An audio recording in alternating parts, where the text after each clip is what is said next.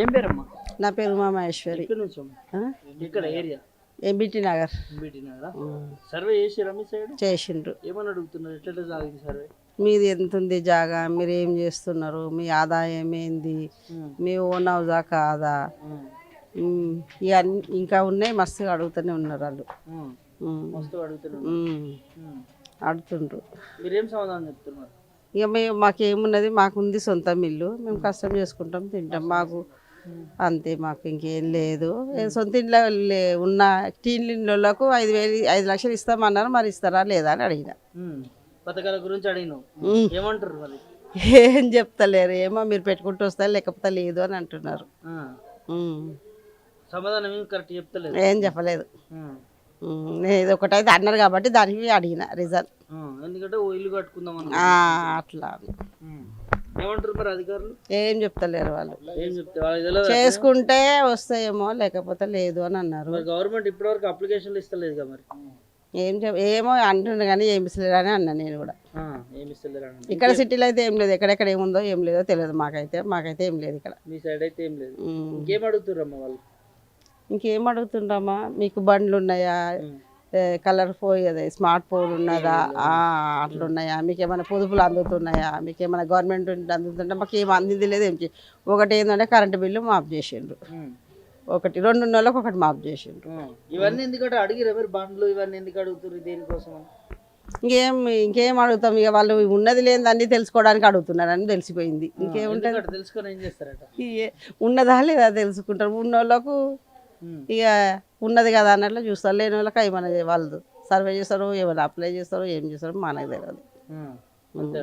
ఎట్లా అనిపించింది సర్వే మరి? నీకు పాజిటివ్ అనిపించింది? ఎట్లా చేసుకుంటే మంచిగా అయ్యే చేసినందుకైతే ఏదో ఒకటి ఉన్నది కదా, రీజన్ అని తెలుస్తుంది కదా, మన గవర్నమెంట్లో చూసిండు కదా అన్నట్లు ఉంటుంది అన్నట్లు అనుకున్నాం. అంతే.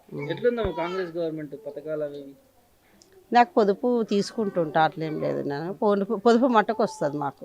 మిగతా పథకాలు అన్నీ వస్తున్నాయా? ఇంకేం లేవమ్మా మాకైతే. లైట్ బిల్లు ఒకటి, నల్ల బిల్లు ఒకటి మాకున్నాయి, 2 ఉన్నాయి. చేసి సార్ ఏమంటారు? ఇస్తామంటారు, రేషన్ కార్డులు అండి, బియ్యం అండి, ఏమని ఏమి ఇస్తాను లేరు, ఏం చేయాలి. అవి అండి కారు పిరి బస్ ఒకటి చేసారు, ఏం చేస్తాను లేరు.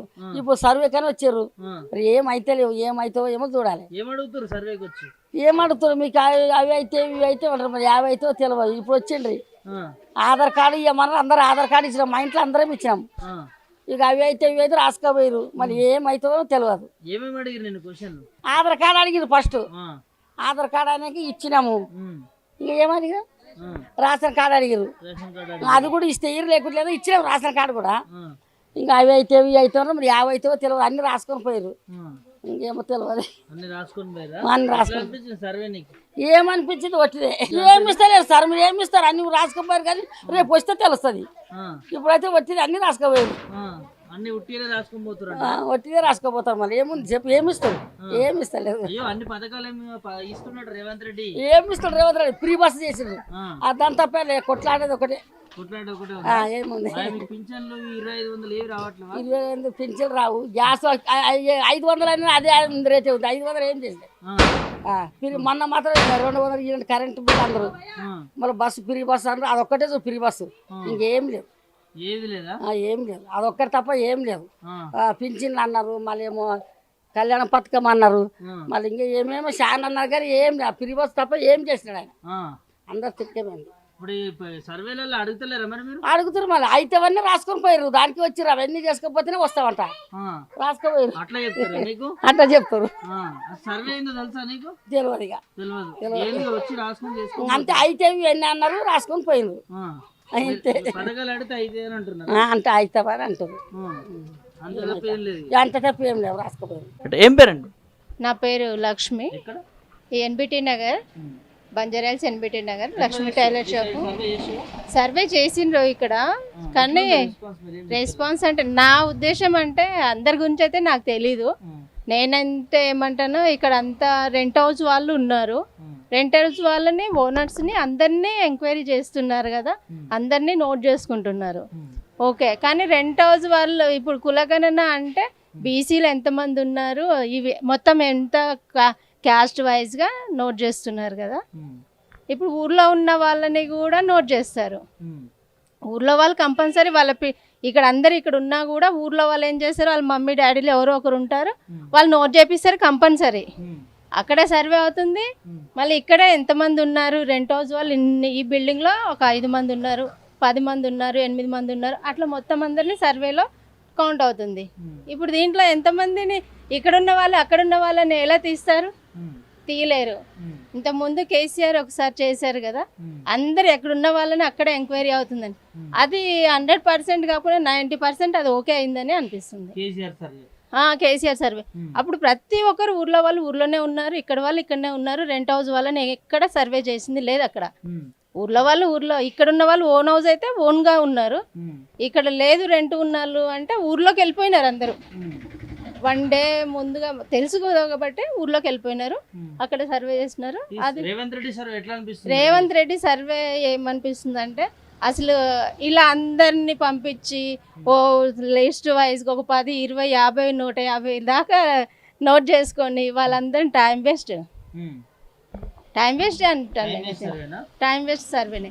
అదేంటంటే కులగణన సర్వే అన్నప్పుడు ఆధార్ కార్డులు ఉన్నాయి, దానిలో క్యాస్ట్ ఉంది, అక్కడ చేసేసి ఎక్కడో ఒక దగ్గర ల్యాప్టాప్లో కంప్యూటర్ సిస్టమ్ వైజ్గా సర్వే చేసేసి సపరేట్ చేసేస్తే అప్పుడు డీటెయిల్గా తెలిసేది.